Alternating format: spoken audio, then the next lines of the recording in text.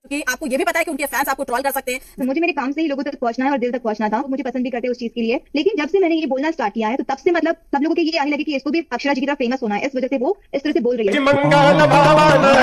जी हाँ, अपनी झूठी बातों में काजल राघवानी खुद फंस गई इतने बड़े न्यूज पे। आप इस वीडियो में देख रहे होंगे कि कितना काजल राघवानी अपनी दोहरा मानसिकता दिखा रही है। जब जी न्यूज पर इतना पूछा गया तब साफ साफ काजल राघवानी बोलते हुए नजर आ रही है कि उनके फैंस मुझे बोल रहे हैं कि अक्षरा जी की तरह ही उसको फेमस होना है। तो यहाँ पे आप नोटिस करिएगा कि काजल राघवानी साफ साफ पकड़ी जा रही है। मतलब कि उनका ये मानना है कि क्या सच में अक्षरा सिंह के साथ में इतना विवाद हुआ, उतना दिनों से पवन सिंह के साथ में चल रहा है, तो क्या ये फेमस होने के लिए मतलब खुद से ही अपने ही जाल में काजल राघवानी फंस गई, अपने आप को ये साबित कर रही कि हम भी फेमस होने के लिए ही आए। एक और वीडियो में आप देखेंगे तो फिलहाल आपने देखा हुआ काजल राघवानी पे बहुत ज्यादा ट्रोल किया गया था। कहीं पे स्टेज शो करने जा रही तो वहां से घेर कर लोगों ने शीशा भी गाड़ी का फोड़ दिया था। उसके बाद लोगों में ये विवाद हो गया था। बात ये चल रहा था कि खेसारी लाल यादव के फैंस का एक कारनामा है, लेकिन काजल राघवानी शाम को यानी कि रात को आकर लाइव में बताई थी कि नहीं, ये उनका काम नहीं है। साफ बोल रही थी कि खेसारी जी के फैंस का कारनामा नहीं है, वहाँ पे ऐसा कोई व्यक्ति नहीं था, वहाँ पे फोटो खिंचवाने के चक्कर में ये सब हुआ था। लेकिन वहीं जी न्यूज पे जाके सुनिएगा तो काजल राघवानी ये बोलते हुए नजर आ रहे हैं कि नहीं नहीं, वो तो खेसारी लाल यादव के द्वारा ही हमला करवाया गया था। झूठ बोलते हुए नजर आ रहे हैं। एक तरफ साफ बोल रहे हैं कि नहीं, उनका काम नहीं है, उनके फैंस नहीं थे, और एक तरफ जी न्यूज पे बड़े चैनल पे बोल रहे हैं कि हाँ उनका ही काम था। इसके बारे में आपको क्या कहना है नीचे कमेंट में बताइए। इस वीडियो को एक लाइक करें, लोगों तक ज्यादा शेयर चैनल पे चैनल को सब्सक्राइब करके जुड़ जाए।